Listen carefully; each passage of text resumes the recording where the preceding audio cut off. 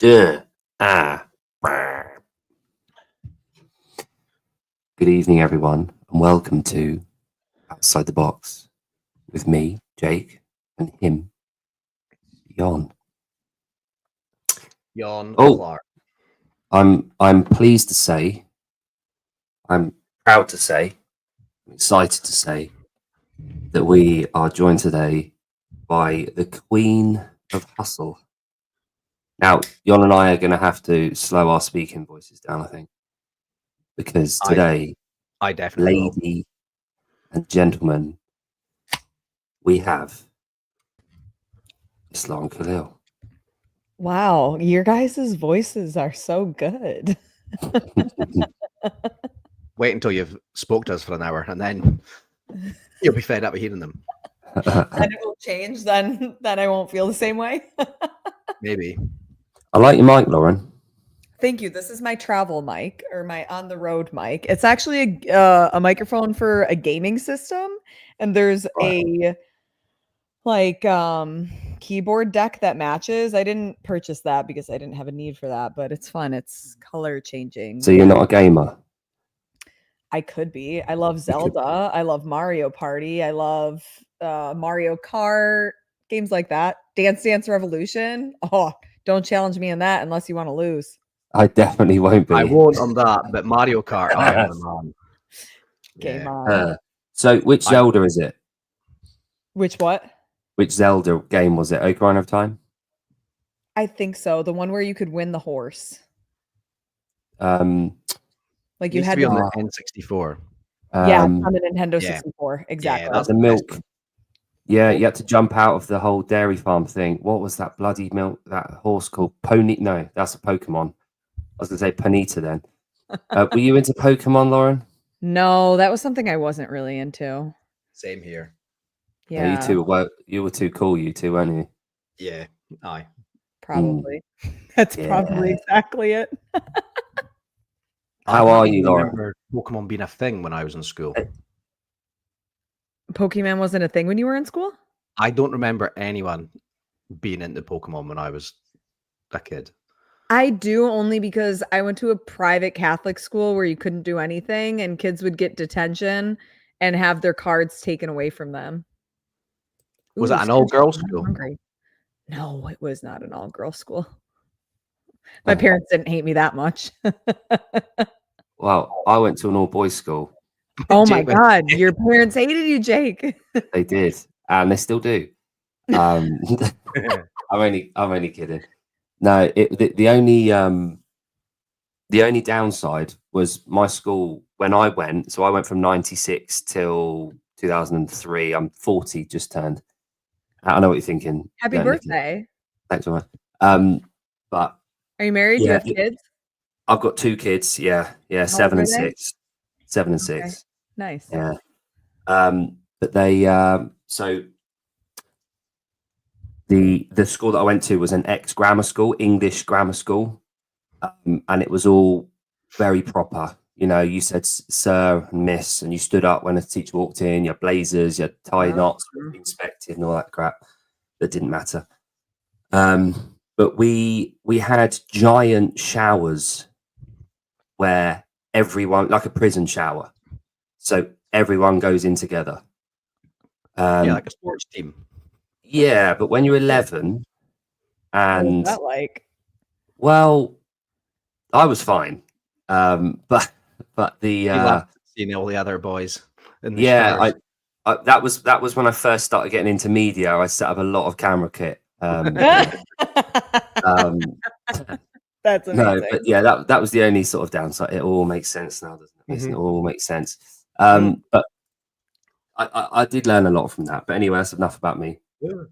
I think we need to keep bringing up Mason's comment. Bring up sushi. So Garrett of Glinton fame, notoriety. I just want to ask something, because whenever I join a chat, Lauren, I like to say sausages because I know no one else was going to say that. So it's my thing. And Okay, how do you like your sausage? Garrett likes to come in and say sushi. However, earlier on today, when she took over Savon's show, Yeah. she implied that sushi was a euphemism for something. Now, Oh, I I'd know. like to know from Miss Garrett which she means by that. So, thank Yeah, you. we need more information. I can tell Absolutely. you. So Good. Jake, what do you mean when you say sausage? Sausage, everything. Everything. It implies everything. Everything you can imagine. And more. And more. We know what she means. Hello, Standy. Standy likes turtles. She's a marine biologist. Oh, I had a turtle growing up. Did you? I had Is it a red-eared slider named Mr. Charles. And when I went to college, my mom sold it on Facebook, and that's the only way that I knew she was selling it. She didn't tell me. She just put it up on Facebook. And I was like, Mom, I've been gone for 2 days and you're getting rid of my turtle? She goes, yeah, you're gone. I'm not taking care of it. You sold my turtle. Do you know, Yeah. you might be the only person to have ever have said that. Mum, you sold my turtle. Do Pretty do rude. they require a lot of attention, turtles? I mean, the water gets smelly if you don't clean it, but it's not an everyday clean. It's like a Yeah. once a week to every 10 days clean. Not that hard. Okay. Yeah, so- How big are we talking, the turtle? Like, is it sort of is it? Oh, Like okay. that big. Yeah. Nice. A Yeah. significant turtle. Did she Size manage turtle. to sell it? She gave it away for free, even worse. Couldn't even. All right. Okay. Didn't even get any money for it. No, just Unbelievable. decided to give it away. So It was a turtle disaster. I like what you did there. You can have that one. There we go. Look. Yeah, that's Yeah. probably why it gets pretty smelly. Standy knows. Standy knows. Lauren, thanks for agreeing to come on the show. Thanks for having me. It was when Jon was talking to you, Yeah. and when he told me you were coming on, I got slightly excited. Just slightly. Yeah, slightly. So- Which on for other people, my slightly excited is like 9 out of 10 excited. Just so you know. Yeah, you seem very even keel. Very like you're always at baseline here. Is that true? 70%. Funny you say bass. Yeah, that's my show that I have. Al, guess what? Jeremy's here. You can't even escape Jeremy. Jeremy couldn't stay away today. He's got a girlfriend now. No, he doesn't. Yes, he does. Yes, he does. Right? That's what Jeremy said. No, Jeremy found a website where you can create your own AI girlfriend. So he's been busy doing that. He's been on ChatGPT making AI photographs, maybe. So Lauren, a lot of us know you via other podcasts initially. Jon actually went back and watched a show you were on with Savannah about a couple of years ago now. Oh yeah. Where you talked a lot about your early life and your sort of upbringing and your qualifications and your entry into our sort of side of things. Mm-hmm. However, I didn't watch that show, and I'd like to ask a couple of questions, if that's all right, if you don't mind, just to get a little bit of a background before we ask you about now and men, all the big questions. But the first question, we always ask one question, which has become a thing. Does size matter? No, that's not it. That's not a question. It can. What is your earliest memory? Any memory, your earliest one? Oh, just any type of memory. Any memory. Have you got one? Is it something that you can instantly recall? 3 years old in Jamaica watching crab races. That sounds illegal. That is really specific. Yeah. But like if I think of age, like it's funny because growing up when I would bring it up, I didn't I didn't think you could have memories as early as 3, and then when my parents told me what year we were in Jamaica, I was like, "Oh, I was only 3 years old." And I mean, it's not like I don't remember any details around it, but I just Mm. have this like very vivid memory of like watching crabs race on the beach when we were in Jamaica with family.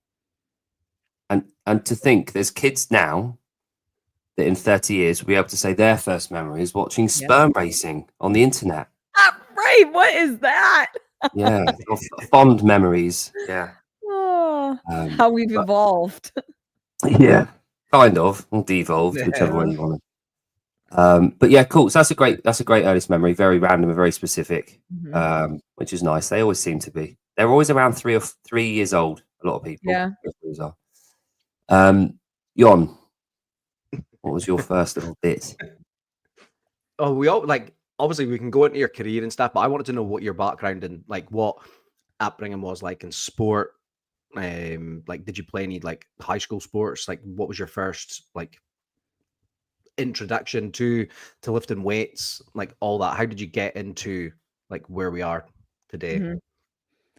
So I was always into sports. My family really kind of gave us open rein when it came to signing up for sports. Like I did anything from soccer, softball, ice skating, dance, basketball, golf. I really was on like any type of sports team I was pretty much on, except for I quickly learned I didn't love figure skating and like the froofy costumes. And instead, during open skate, I just wanted to race the boys. I was like, I don't want to practice these routines. I just want to beat these little boys at skating. So that I remember like coming home telling my mom, like, I want to be on the hockey team. And my mom absolutely did not want her little precious girl in hockey. So she told me it was against our religion. And at that point, I never questioned it. I was like, okay, yeah, like we go to church, I go to a Catholic school. Yeah, sure, it's against our religion. Never thought of it. And then I remember mentioning it when I was probably like in my early to late teens, and my friends just laughing at me, like, what? No, it's what the fuck is your mom teaching you? And I was just like, yeah, I don't know. I never questioned it. So there was that. But I was really heavily involved in basketball through high school until I tore my ACL. You know, I was on the school team, I was on a traveling AAU team, and I was also on, you know, the competitive dance team. I did dance team through college, went to nationals, did that whole bit. And then I taught dance for a while up until probably like 24 or 25. And that's when I found CrossFit and I just didn't have time to do both. When you say dance, competitive dance, this isn't a loaded question. For me, it's Yeah. my daughter is like obsessed with dancing now, right? And she's talking to me and telling me all about these things. Can you summarize what the hell competitive dancing is? Okay, so yeah, so I grew up doing, you know, all the things that you would think dances: ballet, tap, jazz, lyrical, contemporary, hip hop, all of the things that you would go to a dance recital for. Then when I went to college, dance team where you compete, if you think of if anybody has seen the Netflix series Cheer, I was about to it ask, is it like cheerleading? Yeah. there's crossover, but I would say it's different because like we don't use pom-poms, we're not spelling things. It's more like the athletic side of cheerleading. That's more what dance is. So or even if you think of if you watch NFL games and see the cowboy cheerleaders, I would say that that's cheerleading, but it leans more into competitive dance. Yeah. Yeah. So my daughter was a gymnast for a couple of years, Mhm.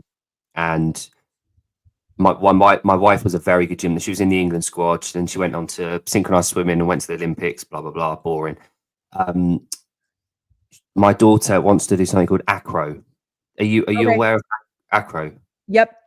Right. Is it similar to that? Because acro is a lot. Is acro a little bit more like gymnastic and Yeah. So acro is going to be like flipping and twirling in the air and like great athleticism to do that kind of stuff. But that kind of stuff would help her on a dance team because a lot of the time you don't have all of the team members do that stuff because there's specific skills that like some athletes or dancers would have and some wouldn't.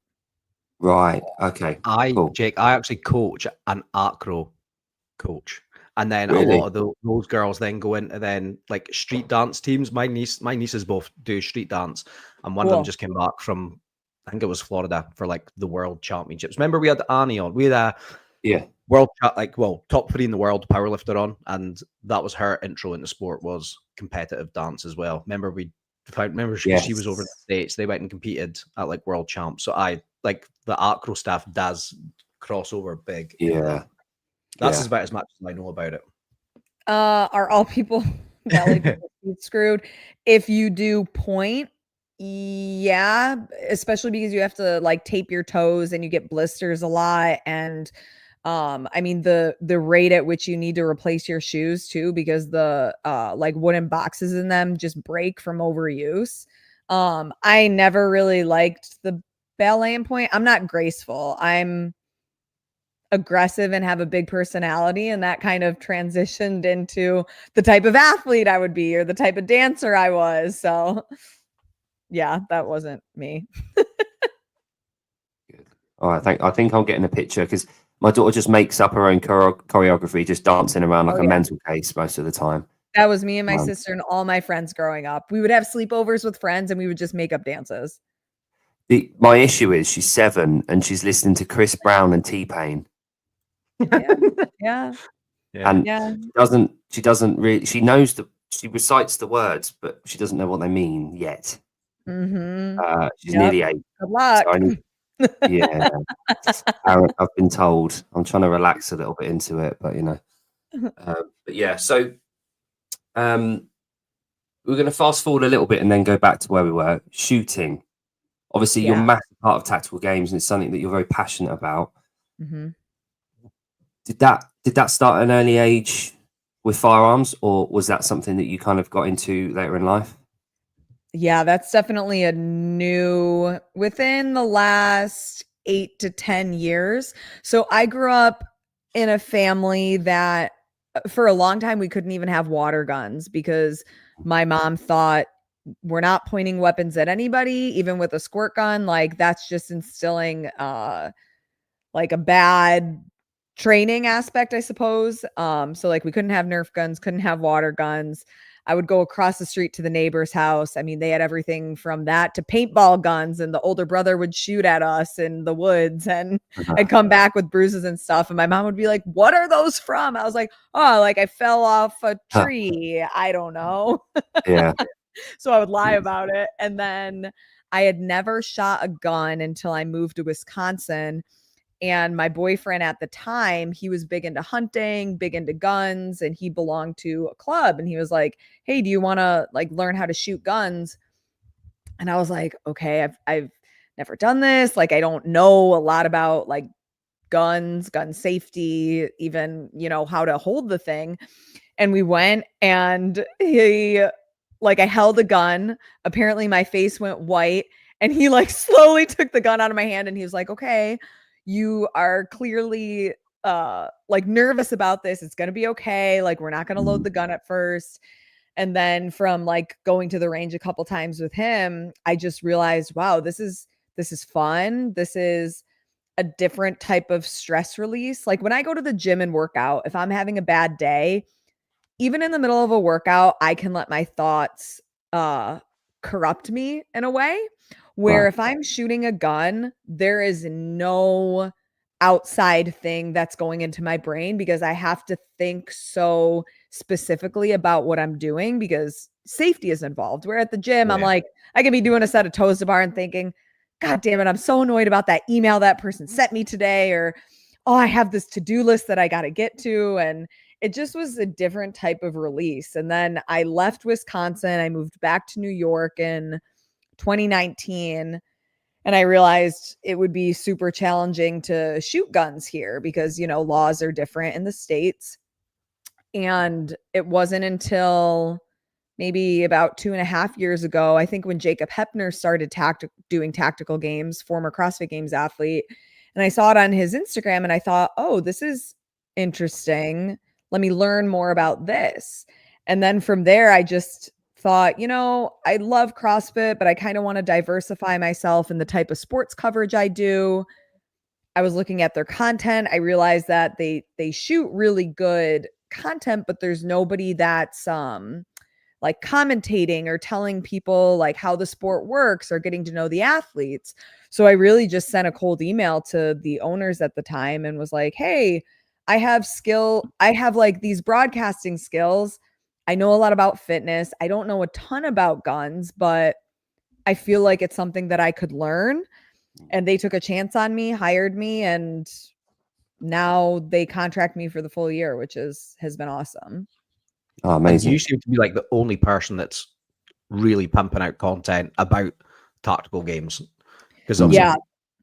like me and Jake, we only know about tactical games via your page, and then when Dave's came on to like Saban's channel, like, because that's in the UK, we don't have. Yes, you can have guns in the UK, but it's very, very like different here than what it is obviously in the States. So we're very like naive when it comes to tactical games and even guns in itself. So yeah. Sorry, you go. Well, it's so different because the rules change wherever you live. Like, yeah, in other countries, but also like for the States and other states, it's all different. So it's a little bit confusing. But the cool thing about that is that Tactical Games is able to now go abroad. They have one of their competitions in Poland this year. And then next year, I think they're looking at a couple of different places, potentially South Africa, potentially some other places in Europe. But like you said, I don't think any of them would be in the UK. It's very dependent on what gun laws look like in each specific place. So I was at the French Throwdown this weekend, just got back today. Oh, yeah. And there was, How was it? just incredible. Yeah, Like, it was great last year.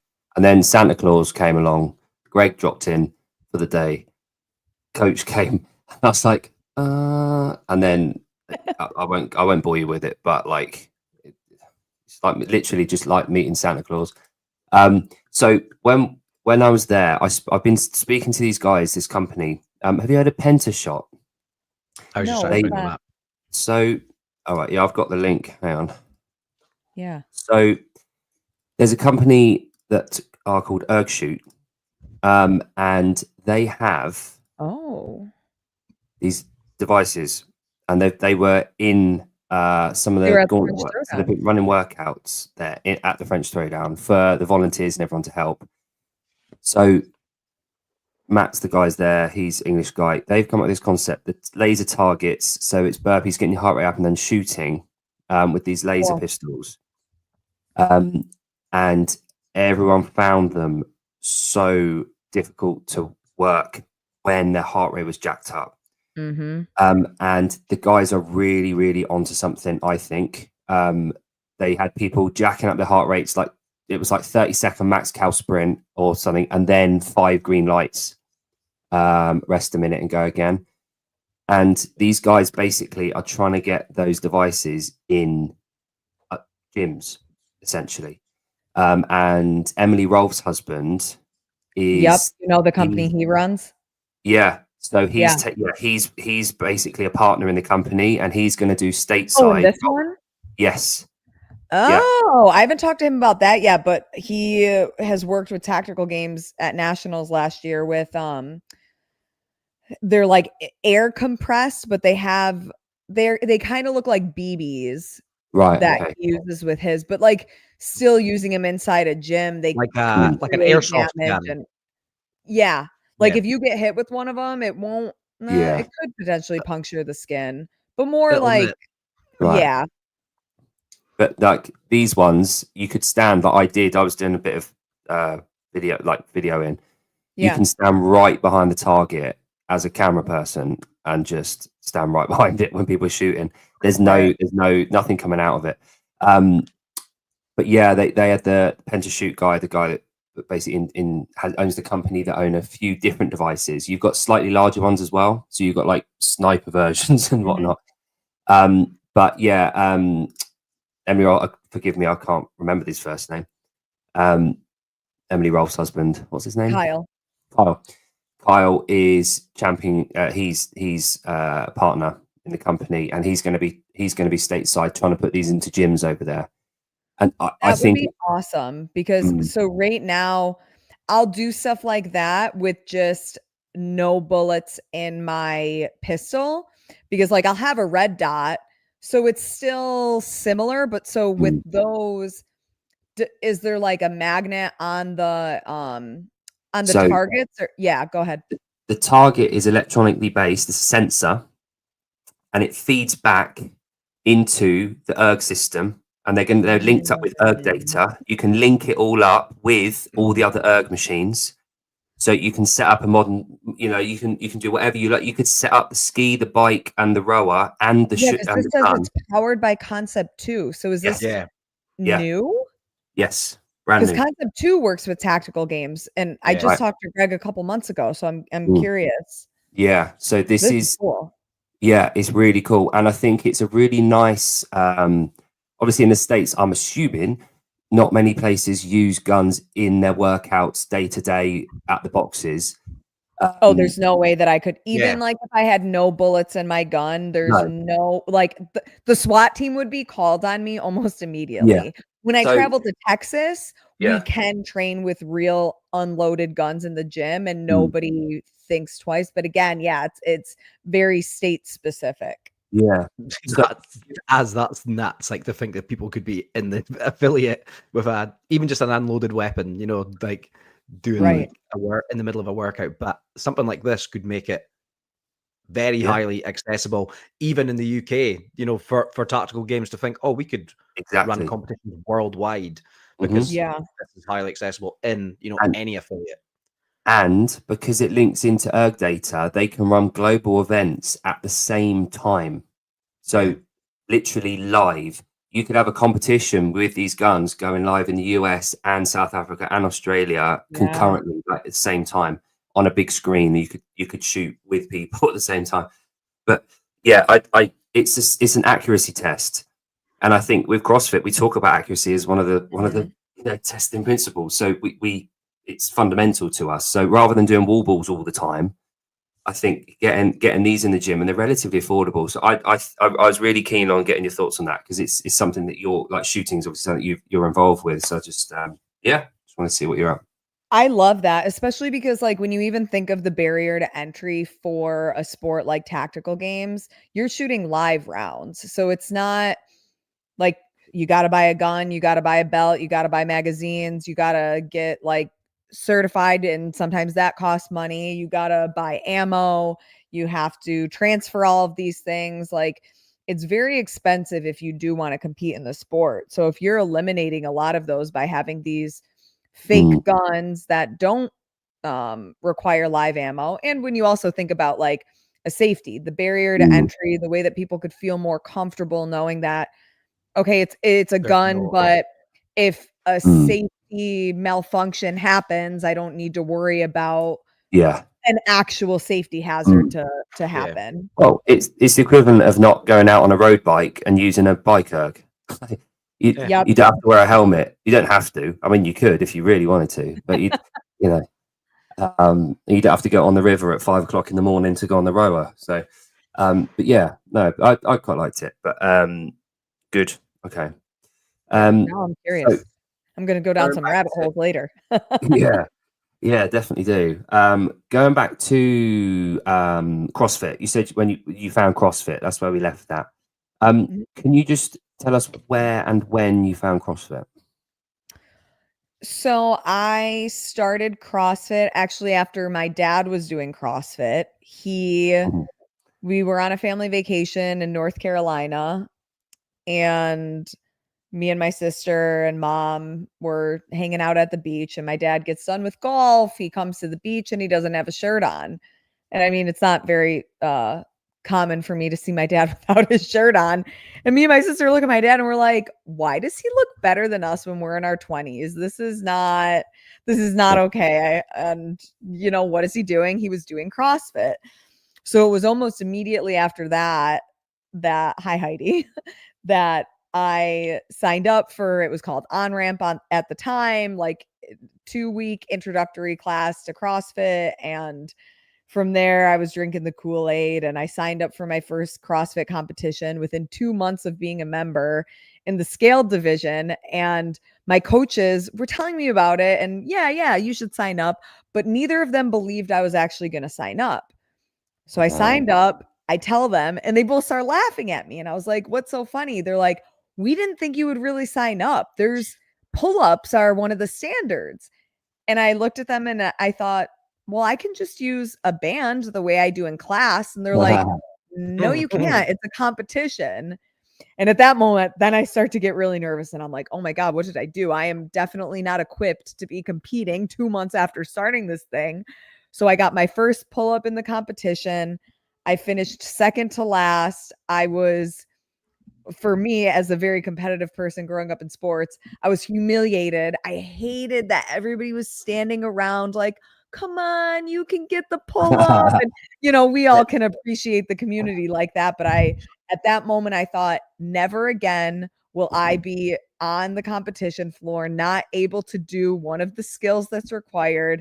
And then, I mean, I hired a personal trainer. I was doing 4 workouts a day. I was really drinking the Kool-Aid. And then the following year, I did the same competition. I was in the intermediate division and I took second place. So nice. I got my act together and yeah. What was the name of your first affiliate you were at? CrossFit Green Bay. In Green Bay, Green Bay? Yeah. Yep. They know it Olsen's you. That happened to me. Good company there. So all right, I've got my very first competition, Rainhill Trials. I thought I was gonna I didn't think I was going to be the shit, but I came first in the first workout because it was a heavy barbell. And then the next workout had 800-meter runs and then pull-ups. And I couldn't do pull-ups to save my life. And I'm also, at the time, a fucking terrible runner. So jacking the heart rate up on the 800-meter run to then come into pull-ups. And that happened to me. Everyone was around me cheering me on, and it infuriated me. And that was me as well. I need to learn how to do pull-ups. Yeah. So I can the bane of our existence. Love to hear that. My first event. So I started in 2012, and I did my first solo event in 2014. It took me 2 years to pluck up the courage to do a solo event, and I could only do strict ring muscle ups. And I couldn't do kipping. I just could not go neutral grip. I had to go in full. I'd only learn in full grip. And I've said this to the guys before, but I feel honored and like very lucky that the affiliate I first went to, they only prioritized nutrition and Metcon for the first year or two I was there. Like we did strict work. We did heavy kind of SBD, so squat, bench and deadlift. We did a lot of pressing. Didn't really focus on the Olympic lifts too much. We did some power cleans, but not too much. But the owner at the time was really keen. He was about 40 at the time, came from an old school S&C background. So he was really interested in the ethos of CrossFit, but building up, in the pyramid. And in some ways, I was really, really happy about that. Now, looking back, 13 years later, looking back at that, I'm really happy that it was that way around. But sometimes I do wonder if that trajectory would have been different had I joined another gym. Hello, David. If I'd have gone to a different gym and it would have been more competitive in nature and gone to the sport, how would it have gone for me? Because 13 years later, I'm here still prioritizing the bottom of the pyramid and that side of it. I'm not too fussed about the actual sport itself. Having said that, I was at the French Throwdown this weekend. We did actually, although this is a whiteboard. So. It does look like we all have the same walls. I know. We're all in the same room. Only Trish would realize. We're at Lauren's house. Yeah, we're all at Lauren's house. Lauren's dog keeps going past, and I wanted to come in frame a bit more, but This is actually my parents' house right now. I'm here for Mother's Day. Are we going to see your dad with the shirt off? He doesn't do CrossFit anymore. let's get him. All right. Trousers? We'll see. Jay, see, going back to that, now you'll never get an affiliate that will work like that because of how far like gone the sport is, that nobody coming into the gym would accept, like, oh, we're not going to do this and this for the next 2 years because all I want you to do is focus on nutrition and that, because people are just going to be like, oh, but I want all the bells and whistles. Mm-hmm. I do agree. You know what I mean? But I think that what Hyrox has done is scoop up all those people. Yeah, they've got the base of the pyramid nailed, because they need the slimmer people, generally speaking. You're going to have the more running types that are looking at Metcon and not bothered about heading up the pyramid. They're looking at that baseline fitness that I've hit. In the first 2 years when I did CrossFit, I got fucking incredibly old school fit. You know, like I could do, you know, Kelly and Karen and in quite good times. Those kind of workouts. But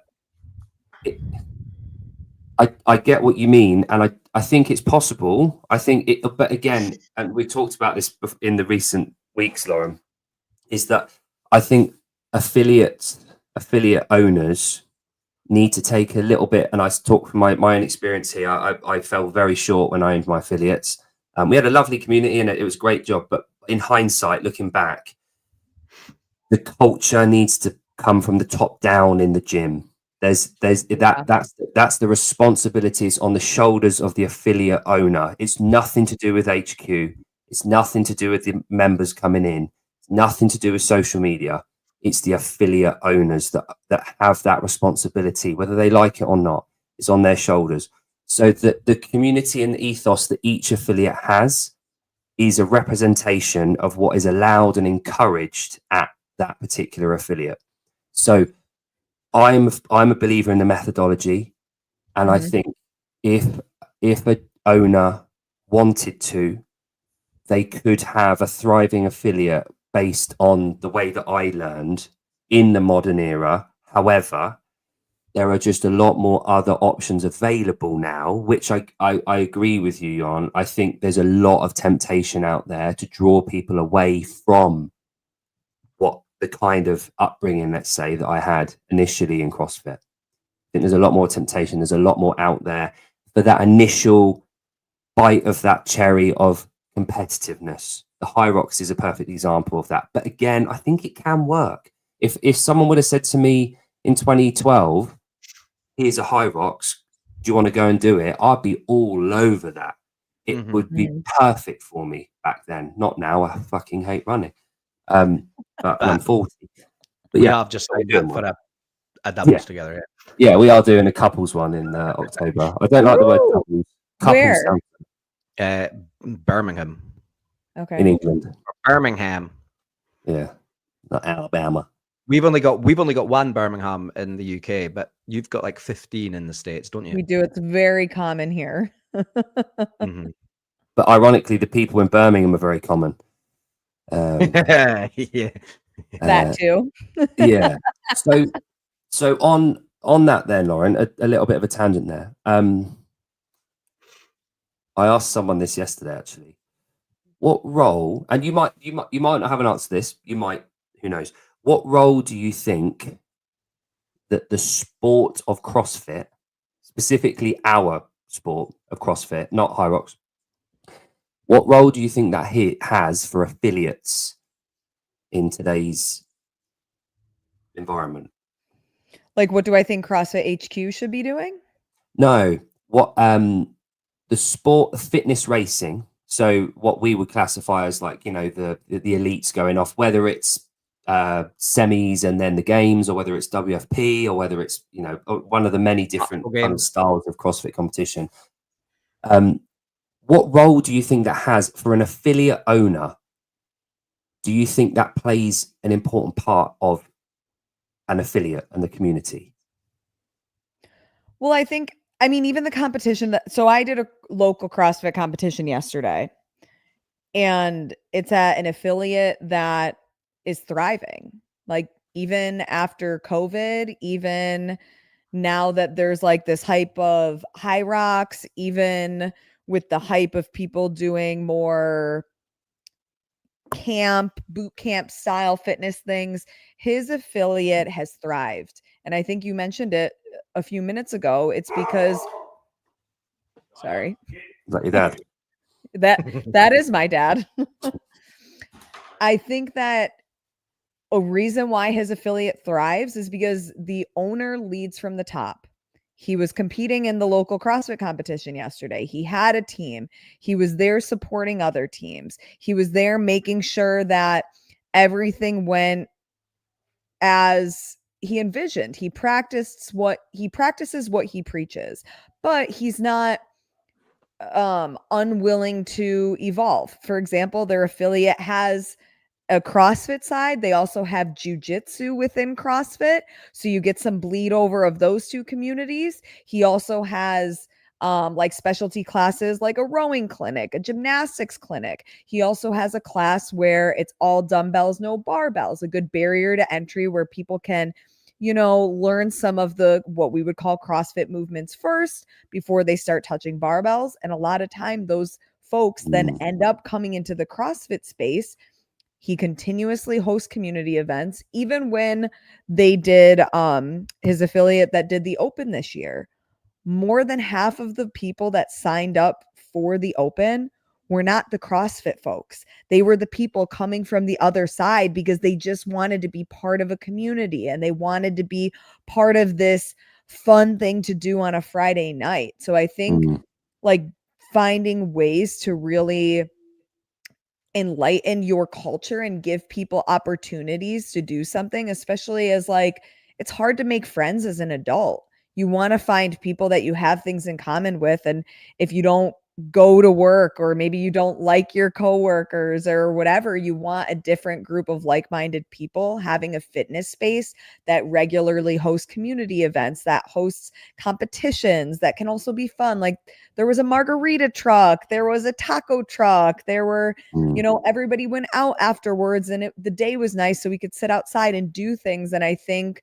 creating a culture and community like that is what can lead to really successful affiliates, and not leaning away from things like tactical games or high rocks. Like there's people from his affiliate that do that stuff too. And it's like, wow, we already have people at our gym who are competitive and want to challenge themselves.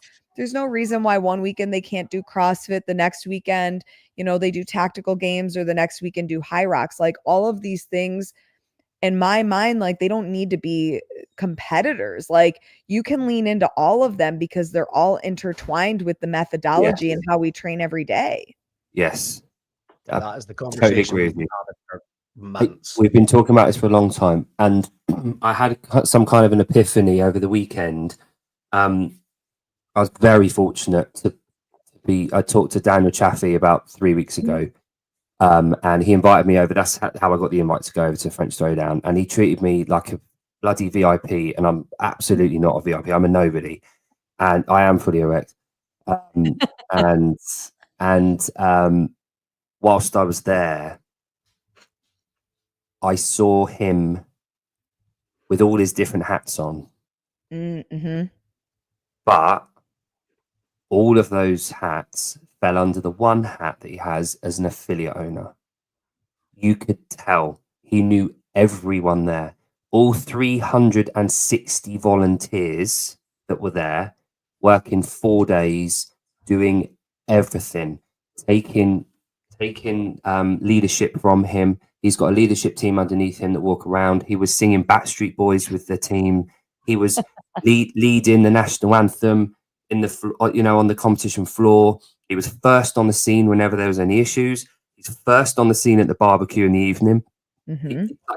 Leading by example. He's an affiliate owner that over the last 13 years, 14 years, 15 years has developed this offshoot of his affiliate to celebrate the affiliates. And there was this epiphany because I've been back and forward over the last probably year or two about competition, community.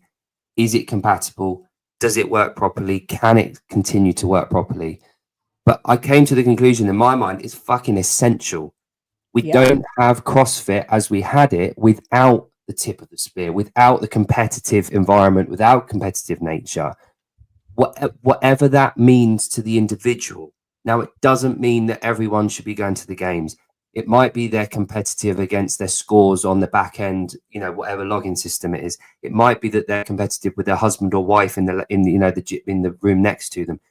Whatever that is, we don't get to push boundaries and increase intensity over time without that competitive spirit. Mm-hmm. And the floor that I was looking at with some of the greatest in Europe on the floor was just a very, very diluted version, an extreme version of what we do at the gym. And somewhere along the line, because of the level of fucking elite where they've got to with the sport, at some point it appeared that the tether had snapped and they've floated off and they've done their own thing. And we're left here saying, well, we don't do sport anymore. We're not competitive. But I think what I've seen over the last, we are. Yeah. And what we need to do is we need to celebrate every level of competition, which is why the Open is so damn important. And there's the guy, so Jamie, a guy that runs a gym called Method up in Northumberland in England. They had he was annoyed because they had the second largest sign up number in the world. There had 380 people sign up from the gym. Wow. And he was annoyed because he didn't get top. But he does not have any elite people at his gym. Now, if you saw his facility, it is world class, absolutely state of the art facilities. He hasn't got any elite sports people there. If anyone ever is getting to the stage, he recommends and refers them to his friends that own a facility about a mile away that do the sports side of it. But for him, it's essential for his community to have that competitive spirit and the Friday Night Lights and the Open, and encourages them to do, you know, competitions around the UK when they can. But we need to bring it back in. And it's not only up to the sports people and the athletes, because it's not on them to basically support the community. It goes both ways, like Jeremy. It goes both ways. We as a community need to bring them back in a little bit. We need to say, you're us still. You're still one of us. We want to celebrate you, but meet us halfway.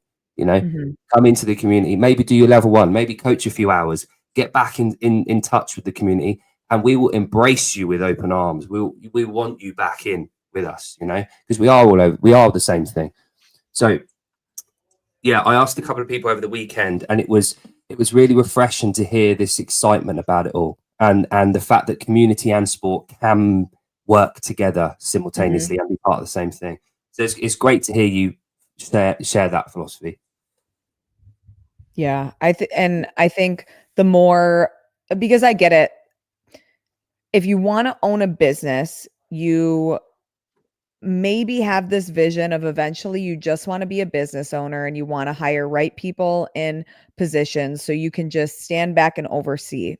But when it comes to affiliates, I do really believe that that business owner needs to be involved in all of the community, know all of, or at least try to know all of your members' names. I know if it's so big that maybe that's an impossible task, but you need to be part of the glue that holds everybody together. And to me, that's showing face. That's coaching a class or two every day or every week, and knowing people's names, doing the community events. Like, there's a reason why we feel so connected to those communities. It's because it's like, wow, this gym owner, this affiliate owner, like they're doing it too. They're leading from the top, and they jump into a class every now and then. They do the local competitions that they host, or at another affiliate to support that culture. And I think there needs to be more of that, because we, like, rising tides, everybody talks about it. It's cliche, whatever, but I do really believe that. And I believe the more people that you can get buy into that theory and that way of thinking, the more that everybody wins, and we can keep doing what we love and feel that excitement when these local events are happening. Yeah, I think there's no bigger name than Rich in the sport, and he's still very much ingrained in the community. So, like, if you're an owner that's not, you've kind of got Yeah. no excuse. No. Like, Rich is still taking teams to local comps. He's putting on events. He's showing up. I looked for the comment that you put last time when she said Rising Tide. I was going to say he's actually in the chat. So, Lauren, I think Rising Tides actually have some of your kit on their website. They do, yeah. Yeah. So I don't need to tell you who they are or who she is. They're great. Yeah. So I learned the fact over the weekend that Daniel owns 3 affiliates in Paris. Louvre 1, Louvre 2. I bet you can't guess the third one. Louvre 3 or Trois. Un de Trois. They've got close to 5,000 members across those 3 gyms. Wow. Good for them. How big are these affiliates? They're not that big. Are they not? Nah. They've got a constant flow of workouts starting every half an hour from like 5 a.m. until 10 at night. Till 10 at night? Yeah. It's central Paris. It's swamped. But again, because they've built over that time and he is just a phenomenal leader, it runs. They've got all the systems in place, the coaches, the head coaches and all the deputy head coaches and the deputy to the deputy head coach. They were all there on the competition floor, fucking hoovering the chalk up, polishing the rig, like rolling out the bars. They're all there and they absolutely love it. There's nothing they won't do. And it's because they feel part of something. And that's the missing piece for a lot of people. Like, if you have buy-in from your leader and you genuinely respect them and you know that they're kind of willing to also be in the trenches with you, you get harder workers, you get people who will work long hours because they're like, I want to fight this fight with you together alongside you. And you don't get the resentment that if your leader is never available, if they never show face, if they're not in touch with the community, then it turns into just a job. And then it's hard for people to get volunteers. It's hard for people to get good workers. But if they know their leader and see them in it with them, I mean, you'll go to all depths of the earth for them. Well, but that's the difference between a leader and a boss. You know, a boss is somebody that tells somebody what to do, whereas a leader's actually there, as you said, like doing all those things. And then it gives everybody else that sense of like belonging. Yeah. And they actually feel like they're a part of it. Own road. Yeah. I've seen them put together rigs before, and it's like, they don't need to do this. They can hire people, but there's something to say about leaders that will do that kind of stuff. Because they're not going to ask somebody else to do something that they're not willing to do. Right. Exactly. And no, I don't think anyone exemplifies that better than Glassman, Coach Glassman. He turned up with his family in tow yesterday. Maggie was there with the kids, and he walked around for 7 hours meeting the volunteers, meeting the community. And do you know what? I think I might have got this on camera, right? He was stood with Daniel and another couple of people. Daniel turned and was talking to this other guy. And Greg was just stood there, just people watch him. And he turned around, and he saw this dad struggling with a bottle of milk to feed his baby. And I've never seen someone move so fast. He basically ran over and was talking to the dad about how to feed the baby with a bottle, and was talking to this guy. This guy didn't have a clue who Greg was. He just thought it was this like guy that just walked over and was talking about his milk. But it was beautiful. It was like he gives a shit, and all day. And I actually said this to him. You know that scene in When Harry Met Sally? I'll have what she's having. It's like, I want whatever the fuck Greg's having. I want that, because like he genuinely cares. Like the amount of people coming up to him for a picture, the amount of people telling him their life story, the amount of people, including me, telling him how much that it changed their lives and what it was meant to him. He absorbed all of it, and he absolutely loved hearing it. And when he was in charge, and when people like him are in charge of things, like Daniel is with everything, that's when you get results. That's when you get the right people working. That's when you get systems in place that work, because you are leading from the front. you're leading by example. Mhm.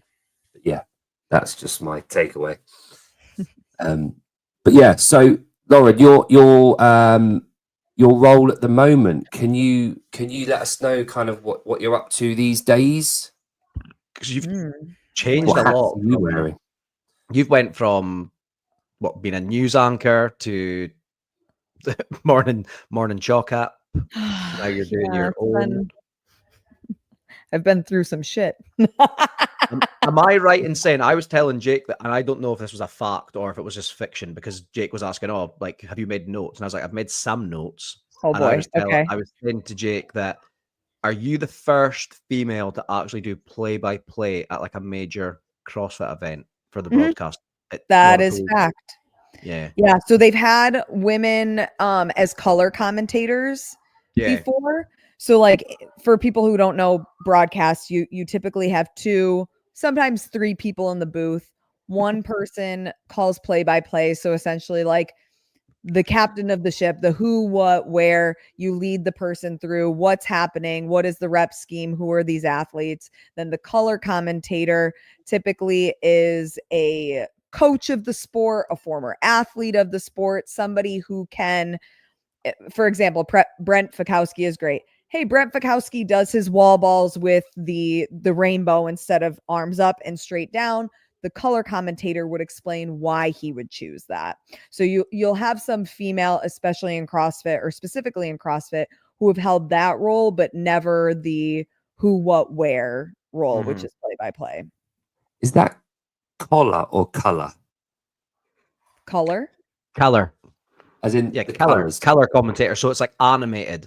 So it's like Joe Rogan. The UFC would be like Joe Rogan and Bill Goldberg. Like Joe would be like the person that's like screaming and like, oh, he's fucking doing this and that. And then Mike Goldberg would be like, oh, and this guy's in the black trunks. That guy's in the like he's stating the facts. He's like he's got his notes, whereas Joe's just like flying off. Like he's just objective and subjective stuff.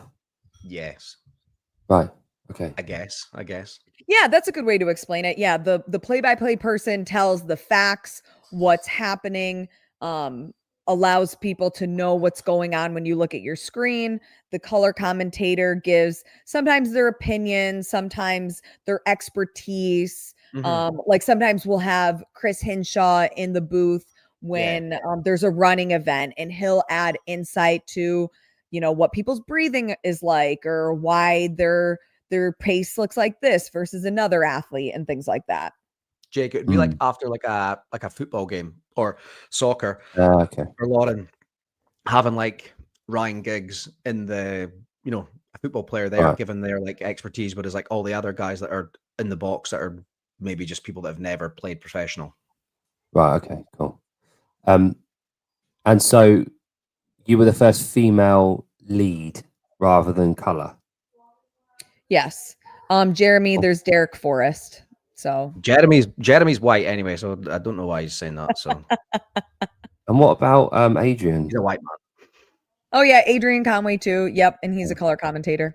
He's the second most handsome man in CrossFit media. Who's the first? Adrian Bosman. Now that he's just been to the French Throwdown as media, he's the most handsome man in CrossFit media. What about Rory? Where does he fit into the picture for everybody? His hair's gone. He's top 5. Yeah, he has a lot of different looks that he can come out as. Yeah. But what I was going to say was about Rich earlier on. You said about Rich. David Weed is getting more intriguing. He's Danish. We thought you were like UK Chelsea fan. Weed. Do you know who David Weed is? Me? Yeah. No, who's that? He's the man. David's the man. I'm surprised he's even on the show. I don't know how he found our show, but I'm happy. You know, Lauren, I don't know if there's a similar kind of context to this in the US. I'm probably sure I can just explain it. So in the chat, David comes in and he just says what he wants, just does what he wants, right?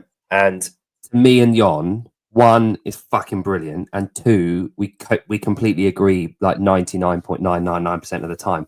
And we know more about David by the snippets of information he's laid like breadcrumbs now and again than than the others. Just a few context from knowing like the kind of football or soccer team that he supports, things like that, and where he lives. You know, that those kind of little things. But how the rest of the chat all thinks of him is completely incorrect. It's completely wrong, and they don't get him right. And it's brilliant because whenever his name pops up, we're like, David's here. And it's great. So yeah. Going back to Rich, you mentioned Rich earlier on, and the thing is, Rich was a seminar staff. He was an affiliate owner. He was a young guy, and he did it that route. He started there and worked his way through there. We mentioned this a couple of weeks ago. You had Spieler, Kalipa, the Camille, LeBlanc Bazinet, like Lipson, whatever, Lippenstein, whatever she's called now. Lipson. Yeah, he might be watching this, so get his name correct. Yeah, Lauren, we've bagged some by miracle. It's like miracle number 2. One was you, and then second we've got David Lipson, but I call him Dave Lippensteel.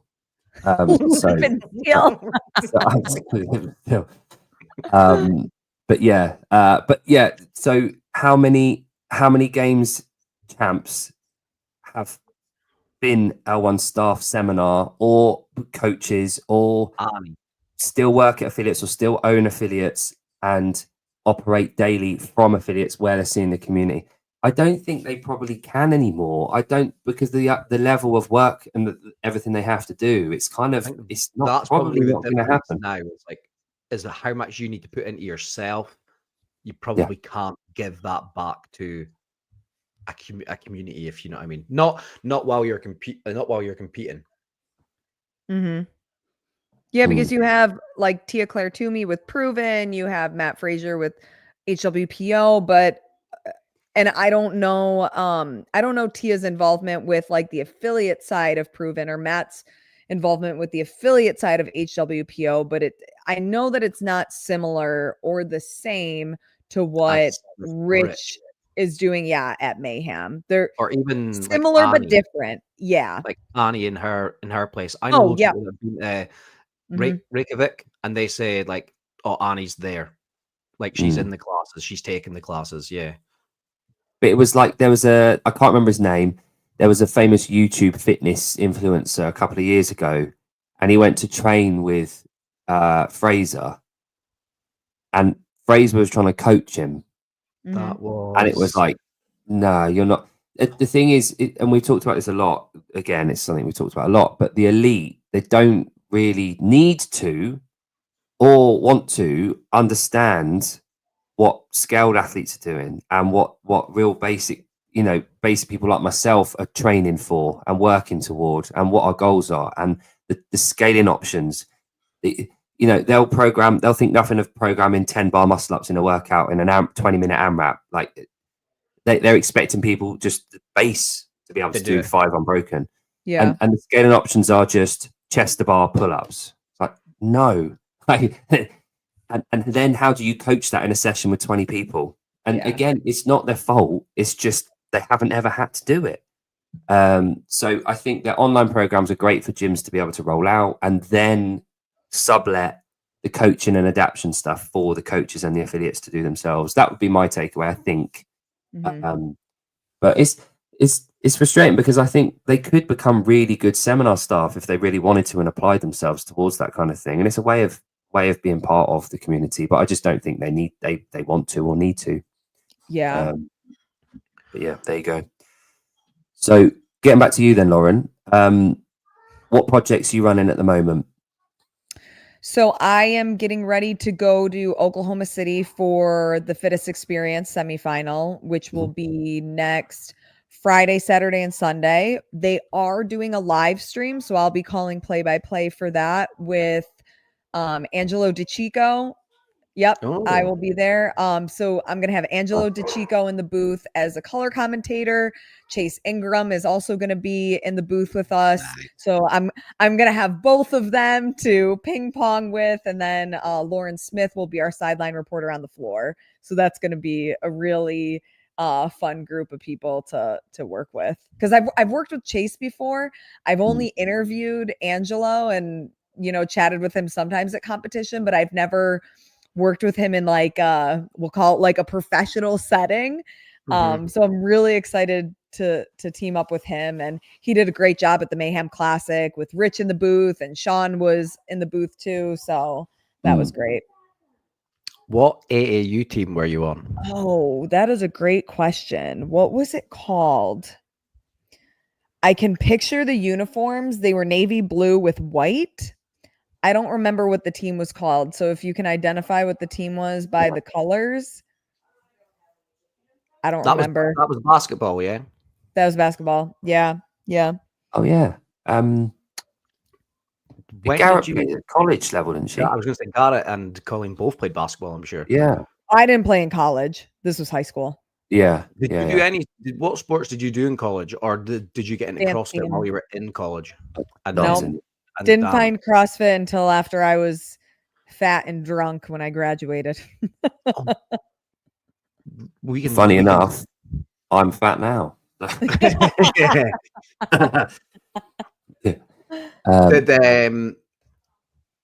Did getting into CrossFit, like obviously you've spoke about that anyway. You started it because you seen your dad, he was in better shape when you were at the beach.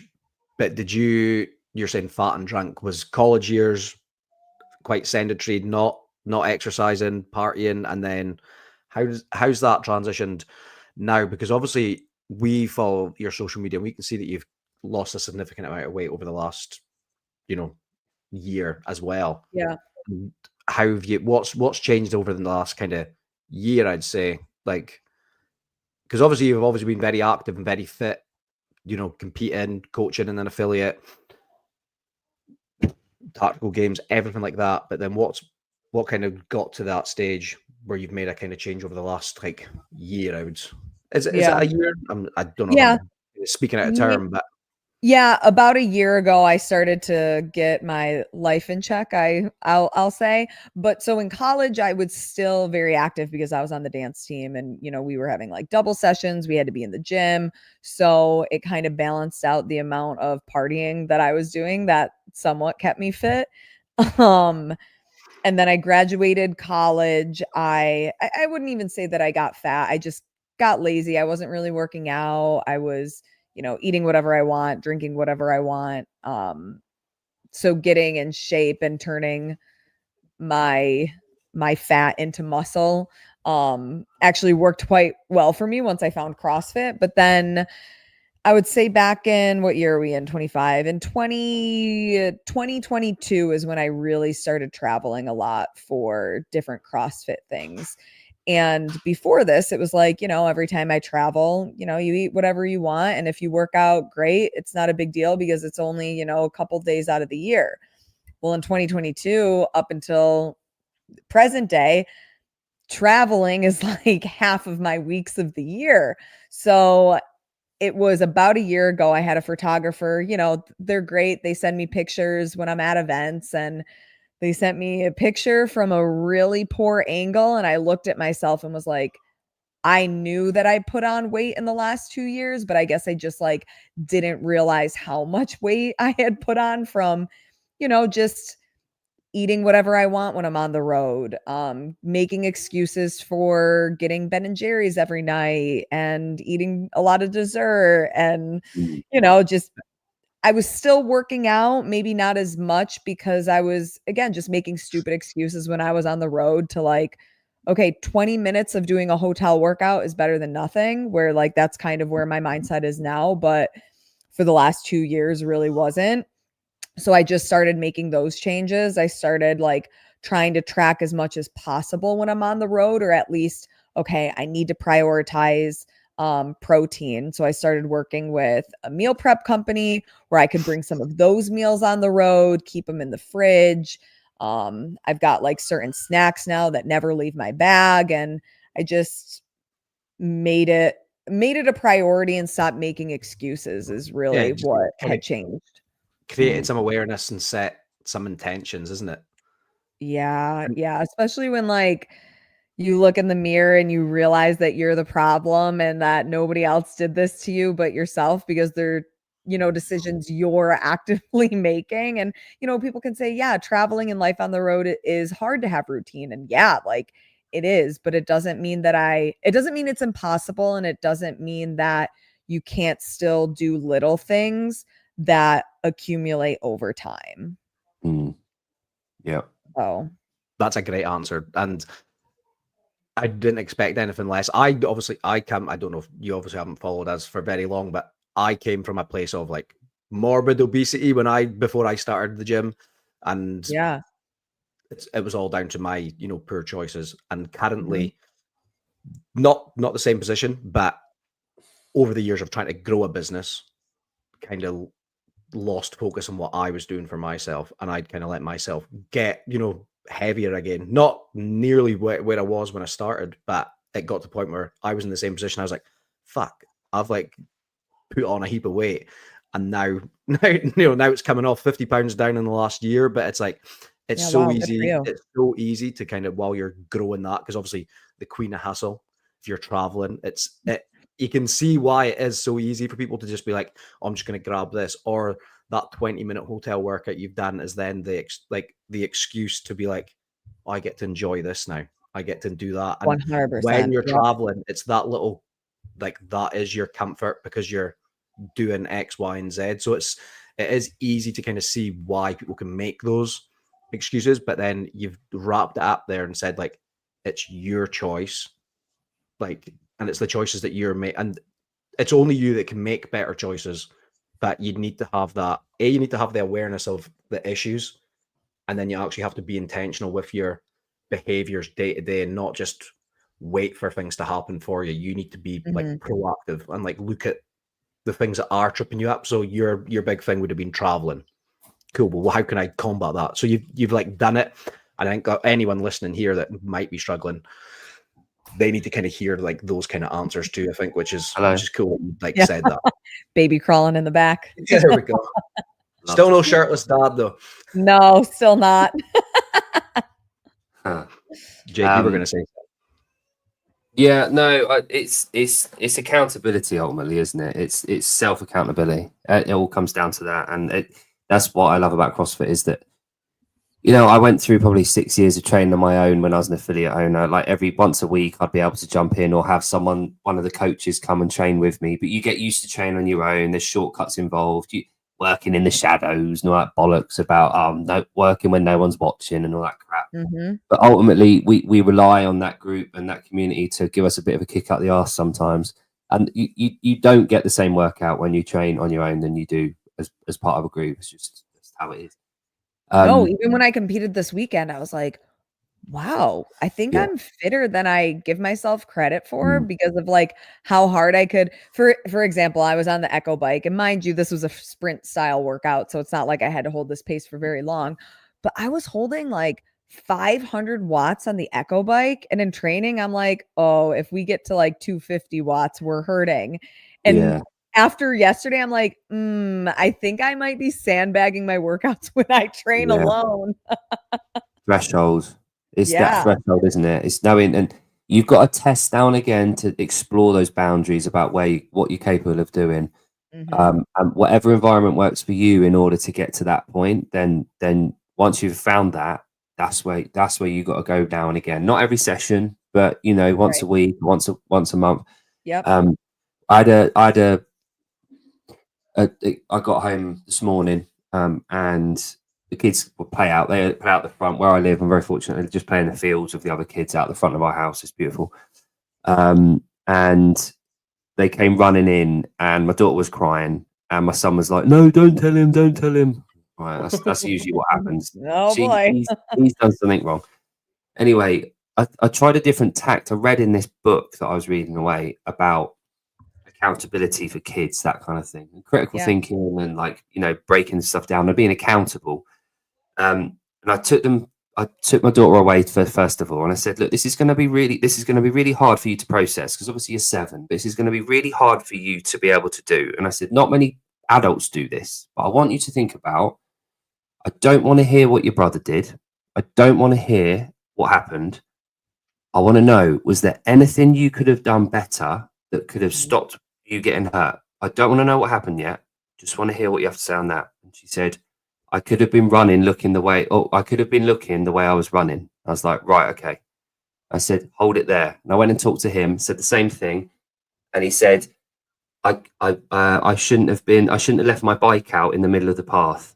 I was like, right, okay. And I brought them both together. And I said, look, no one's at fault here. Dina, my daughter, you were running backwards. That was pretty silly. That was your fault, wasn't it? She's like, yeah. I said, Donna, you left your bike out. That was your fault, wasn't it? He's like, yeah. And I said, rather than coming in complaining about what the other person's done here, take accountability for what you've done right now. There's no arguing. You can learn from it, and no one's getting told off, are they? No.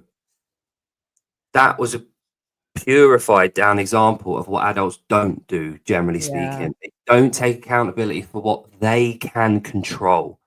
It's all out with the bathwater. The baby's washed out with the bathwater. So what? Shit goes wrong. So what? You're on traveling with work. So what? The only food that's in your house is, shitty, sugary shit, but the shop's open down the road. Like, there's all these micro decisions that you can hold yourself accountable for, and you can action if you just take accountability for yourself. And I know and this is why I said to them, 9 out of 10 adults don't do this. And also you're 7 and 6. But that level of accountability seems to have got lost in recent years. Not many adults do that in society, but with our environment, with our work that we're in, that we're very fortunate to be involved with, our industry, it's kind of like the last bastion of hope of people that actually take accountability for what they want, and they work hard for what they want. They don't take it away from anyone else. They don't blame other people. They just crack on, and they get shit done, and they get the rewards by testing it at the gym, and they see the results. And that's what I love about our industry. And yeah, like you said, taking the bull by the horns and just being accountable is what it comes down to. Call it whatever you want. But yeah, the last year or so, it sounds like you've done just that. You've said, you know what, this is in my control. Can't control, control the controllable. Right. And it doesn't need to be perfect. And like, if I want to practice what I preach, I want to work in health and fitness, but I'm out here making terrible health and fitness decisions. And if I can claim that, laziness is one of my least favorite qualities in a person, well, getting pizza on the side of the road because it's the easiest form of food right now, in a way that's being lazy, and it's not prioritizing. If I need to be my best self the next day to call an event, show up at an event, interviewing people, like, I don't feel great when I'm making poor nutrition choices. Like, I just don't. Or if I'm drinking alcohol at events and then I wake up with a headache and I'm dehydrated, like, that's not me. If I'm selling myself to hire me for an event and I'm only showing up half there, that's not fair for people to pay to have me cover events either. So it's like this whole way of thinking of, okay, if I'm the queen of hustle, whatever it is, I need to live by that, and I need to stand by that. Yeah. So with that in mind, the last thing that I wanted to talk to you about, and a bit of a plug, your dating show. I love that we call it. It's not even a dating show, is it? It's just live with Lauren. It's not a dating show, is it? Because I think we might need to change the name, because I feel like that's what it's turned into. But like, truly, the thought of it was, so much of what I do is in this very buttoned up professional. Oh God. Yeah, David, you should come to the show. It has a lot of oh God moments, but a lot of what I do with the content is very structured, very much like following a rundown, being professional. And not that I'm not myself in that setting, because I absolutely am, but like, I wanted to have a platform where if I was just hanging out with my friends and we were having a conversation, asking each other questions, like, who knows where it's going to lead. And Live with Lore has led a lot to, hey, what's going on with your dating life? And what is the most crazy thing people have messaged you? And I mean, they honestly get really crazy. This Sugar Wolf guy. Jeremy. Oh my God. Jeremy is the Sugar Wolf. Jeremy's here, isn't he? So Jeremy's so fake before account. we talk, so before we talk about that, yeah, and I don't want to be too serious here. that's okay. The last year since you dialed in the accountability scale for your Yeah. for your nutrition and your traveling and your eating. Has the weirdness of the DMs gone up? No, I wasn't going to ask that. No, actually, no. Oh no. Have you thought about and applied that same method of accountability to your dating? By that I mean Yeah. I was going to say, Club, what do you mean by that? being accountable for. So an example of this, I could blame the fact that I've only got cupcakes and hot dogs in my house, but I'm unwilling to drive or walk to the shop and go and get healthy food. I know where you're going. Do you apply? I would imagine you do, because you're quite a switched on woman. Do you apply the same level of accountability about what can I do in the situations on dates, when I'm meeting people, when I'm messaging them, when I'm first getting to know people? Do you have that same level of accountability for what you control when you're meeting people and when you're dating them? I think so. I'm happy to be wrong and take feedback. But I mean, for example, on Monday at 8 a.m., I showed up at Home Depot scouting men because that's what my brother-in-law said I should do. He was like, you want to meet somebody in the wild? Show up at Home Depot at 8 a.m., go to the contractor section, act like you're looking for a 2x4 or something. These men are going to be busy because they are trying to get to work. But approach one of them, which I didn't. So I'm accountable that I was actually intimidated, which is hard to do. It's hard for me to like be in an environment where I truly don't feel comfortable and wouldn't go up to somebody. I went to Home Depot at 8 a.m. and I was overwhelmed. I was like, there's so many men here right now. They're all moving so fast. Like, I'm not gonna approach any of these guys. They're like, they're there to work, they're there to get what they need and be on their way. Maybe I'll give that another go. But other than that, with the dating apps, so I deleted them for like 4 months and I was just sick of it. I'm like, I'm sick of going on these terrible dates where I either have nothing in common with people or will meet. I'll tell them what I do for work and they're not interested because I travel so much. And so I deleted the apps. I was like, I just can't do this anymore. But then the reality is, if I don't have these apps, then where am I going to meet somebody? Because yeah, I cover all of these events that you would think I would meet somebody in person. But because of the environments that I'm in, so like CrossFit, tactical games, sports, yeah, I have a lot in common with those men. They're all normal and they're already married because they found somebody else who's normal and, has a similar mindset. Like there's not a lot of men my age that are still on the market, if that makes sense, that have things in common. Yeah. Hinge is not that bad. Oh, it is for me. So I think when you're around our community, Yeah. I say the CrossFit and fitness industry, the threshold is fucking pushed right to the limits of sex appeal, the way you look, the mindset that we have, very get after it, go. I think part of the reason why we enjoy our community is because we're around like-minded people that just go after shit and get stuff done. So the threshold has been pushed. So anything short of that is going to feel slow, lazy, not worth going after. I was talking to my mate who's on the dating scene. He's my age. He's 40. He's never been married. He's been on and off with girls. Is he cute? He's a charmer. He can talk. Does he have a job? He's live at silver home? tongues. He's a good lad. He's not blessed in the looks department. Okay. But he's all right. When the kind of guy that babies kind of like do that at, and then they're like, oh, okay. After they get a little bit frightened of him. He doesn't sound very cute. But he doesn't listen to this. Jeremy, yes, I've heard of that phrase. Is that your mate Right. Dave from college, Jake? No, you do not want to hear about. There's a guy called Wanky Dave, Lauren, and that's for Oh, another God. show. Okay. Okay.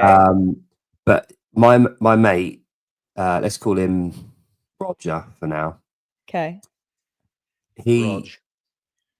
He's very intelligent, very quick-witted. He's an exceptional friend of mine, and he deserves like to be with someone, right? Mhm. But he wasn't taking accountability for the fact that he's fucking ugly, right?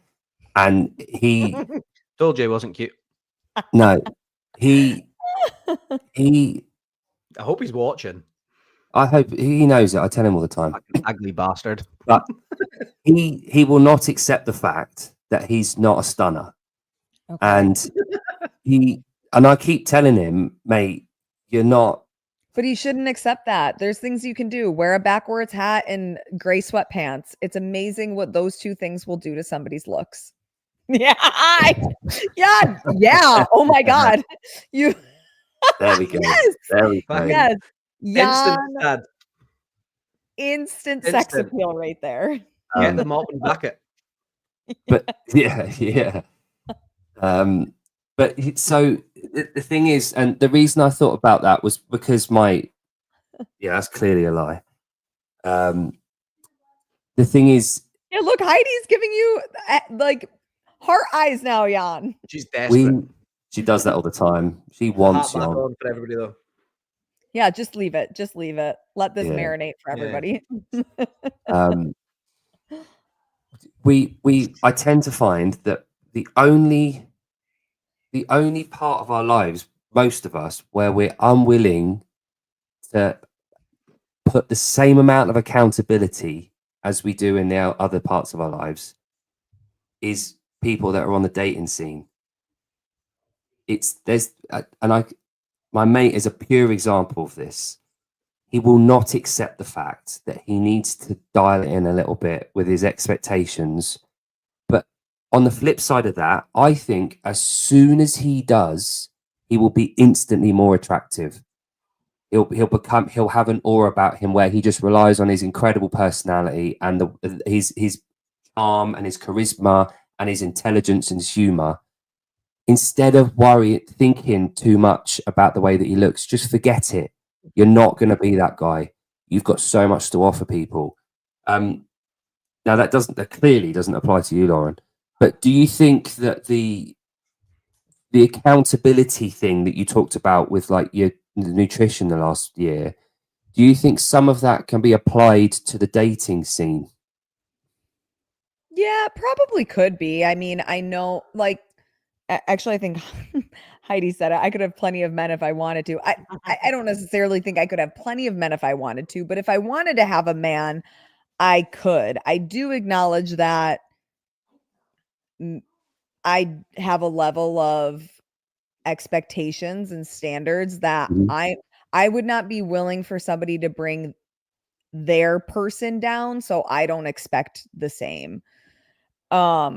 Whether that's reality and I'll just end up single for the rest of my life. But if I'm speaking honestly though, I love my life. I'm in a place where I'm very happy. I love my family. I love my friends. I love what I do. So if the person I'm with isn't going to make my life better than what it already is, I'm not going to waste my time because time is one of the things that you can't replace. So when I think about all of these dates that I go on and they are so bad, like so many people don't have like just normal human interaction skills. Like they can't hold a conversation, they can't make eye contact. Like, and I get it. Everybody's a little bit nervous on a first date. So it's not even things like that. But I mean, I can go through dates where I will ask every single question and there's no reciprocation. I actually did go on a pretty good date. What was it? On Friday. And about halfway through the date, the guy was like, "You ask a lot of questions. And when I ask you questions, you're not vulnerable. You don't really give me enough to work with." And I was like, "Oh, that's interesting. I think that's a good self-reflection, that maybe I don't feel as comfortable answering questions because of my job, maybe because of past dates I've been on where, well, nobody asks me questions. So, like, what am I going to give anyway? So, I think the accountability side is maybe I could have a little bit more grace with some people.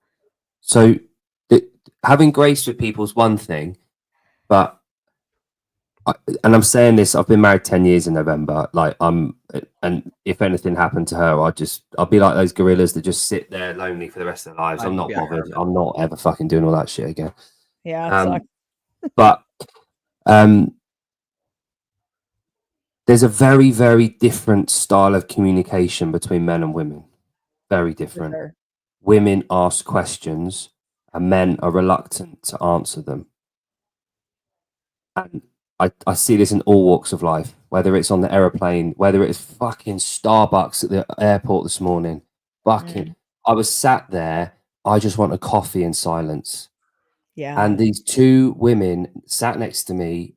They didn't come up for air in about 45 minutes. It was non-stop talk. Fuck me. Shut up. I moved seat in the end when the one came up. But I'm not saying that's you. But Thanks. There's Lauren said that she doesn't answer the questions. She likes to ask them. So yes. Now I think that could potentially collect intel.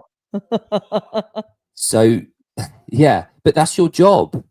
You've been you've trained in that, and it's what you do. And I think maybe like, and this is the accountability thing that I was thinking along the lines of, is on the dating scene. And I'm only asking this to get your opinion on it. I'm not saying this applies to you, but do you think kind of like do you do like, not, I'm not expecting like military position debriefs here, but do you, when you walk away from a date, do you think, right, what did I do there? Could I have made a difference? Was it anything? Could I have done anything differently? Or is it just like, he's a bit of a twat, good, I won't see him again, on to the next one?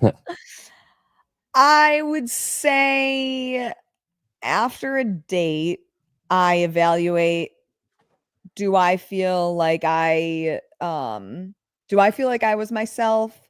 Do I feel like I learned more about him? Do I feel like he learned more about me? And would I go on a second date, or however many we're at? So, like with the guy I saw on Friday, I will go on a second date. I think I'm going to see him on Wednesday before I leave for the fittest experience. Awesome. Yeah. And like I said, it's like people will ask me, "Oh, did you have fun? Was it such a good time?" It was one date. I'm not going to put a ton of weight in that because, again, everybody's on their best behavior. So it's either I'm going to see him again, or it went so bad that I just want to pretend it never happened. So two things. One, we want to answer Heidi's thing quickly. Yeah, sorry. So Jake was telling me that I asked too many questions. See, for reference, we're in a WhatsApp chat with Heidi. But Heidi's actually asking a question. So she here, this is actually a couple of questions that she's disguised as a statement. You see, so yeah. Now Heidi's got a particular set of skills when it comes to the conversations, Paul. So I think Heidi should be in CrossFit Media. I genuinely do. That's what she's born to do. And also Heidi's a very unique situation, so we won't go into that publicly. But that's bollocks. That's not, don't blame me again. Let's talk about Heidi. Are you being accountable, or is it my fault? Are you blaming me, or are you thinking about what you could do better, Heidi? See, level of accountability in the dating scene, Heidi. Now, back to you, Lauren. Jon has got this incredible idea. So I'm going to sit back and I'm going to watch him pitch this to you. I don't know if we pitch it on air or if we pitch it off air and then have Lauren come back on for this show in particular. Right. Okay. All right. Because I don't want to cue this up and then people will be like, oh, let's do this. And then I'm like, oh, cool, I don't have anything planned. Okay. But can't always show him your hand. Yeah, I don't want to show the hand all 9 viewers. But okay, good. All right. We're definitely. Hello, ma'am. I think that was ma'am that went past. And dog. What's the dog called? I want to know what the dog's called. Hello. Nobody can see you, but you're waist down, Mom. Bye. Yeah. Okay, sounds good. I got 5 minutes until I have family dinner. Oh, Okay, sorry. cool. Yeah, we kept you long enough. Sorry. No. Just wanted to give you guys a heads up. Yeah. Well, yeah. we definitely want that. We won't keep you more than 5 minutes. We definitely want to have you back on. I've got a really good idea for the next show. Now that the formalities are out of the way. Yeah. I like it. Yeah. Good. I don't want to waste the idea at the moment. I don't want to leave people hanging. It's a good idea, and I want to work on it. But Okay. Okay. it's around dating.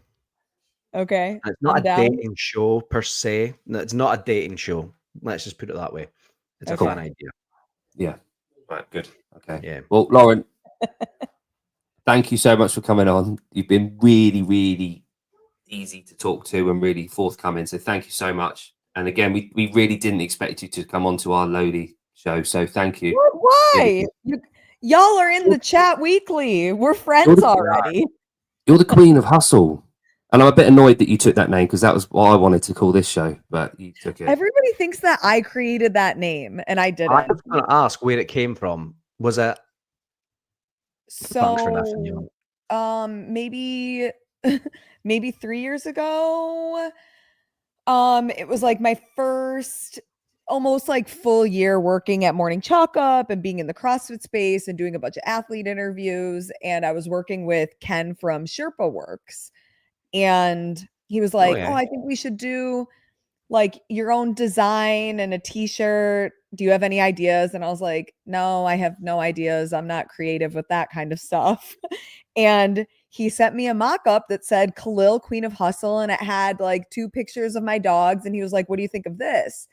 And I was like, oh my God, that's so cool. I love it. And then we ran with it. And then because Sevon had called me the Khaleesi a couple times on his show, so I'll give him a little bit of credit too. And that's my, like, hands down, my favorite TV show to have ever existed. So it was something that just kind of stuck, but it wasn't from my brain. I didn't come up with it. Well, it fits anyway. David, I'll give you a clue. Cilla Black. Yeah. If I know David, David will know. David will know what that means. No one else will know. But David, David. One more question. David, don't write anything in the chat about it, okay? You keep that to yourself, David. All right. Cilla Black is the clue. Lauren, what is the weirdest DM you've received? That's why when Jake started talking about dating, I thought, oh, this is where we're going, weirdest DMs, and then they went off on a more serious topic, and all I was thinking was like, I want to know the weirdest DM. I should have. We seen a really weird DM on Jenny from Dent's Update's story last night that Jeremy sent her, but we want to know what the weirdest one is that you've had.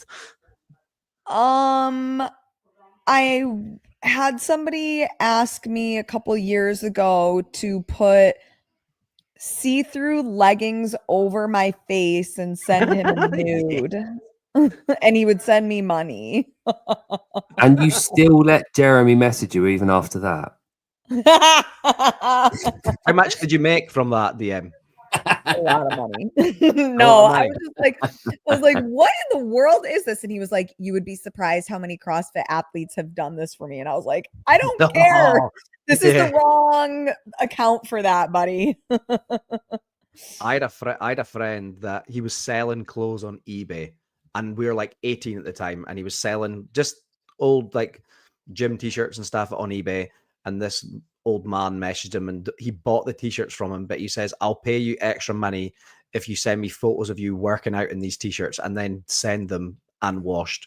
And then my mate was in the sauna one day. I'd finished the gym, went in the sauna, and he's sitting there in this, he's got about 5 t-shirts on in the sauna, and I was like, what have you got them on? And he was like, oh, this dude's buying t-shirts from me. But he wants them to be sweaty. Amazing. Oh my God. Yeah, he done it. Right. Lauren, your tea's ready. On that note, you go and have your dinner. Okay, it was great to catch up with you guys. Thank Oh, you.